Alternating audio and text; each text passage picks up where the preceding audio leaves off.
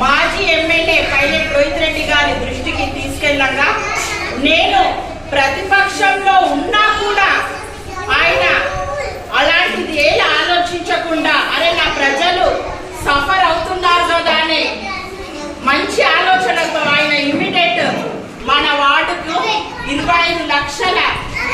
Fund sanction చేసి anganwadi doctor గురించి కట్టించడం జరిగింది. దాన్ని ఎంతో మంది ఇబ్బందులు పెట్టినా దాన్ని వదలకుండా నా ప్రజలకు నేను మేలు చేయాలి, వాళ్లకు సరైన అవకాశము సౌకర్యము ఇవ్వాలి అనే ఆలోచనతో నేను కట్టించడం జరిగింది. ఈ విధంగా నా ప్రజలు ఈరోజు అంగన్వాడీకి వచ్చే పిల్లలు ఎంత సౌకర్యంగా వాళ్ళు ఇంత విశాలమైన ప్రాంగణంలో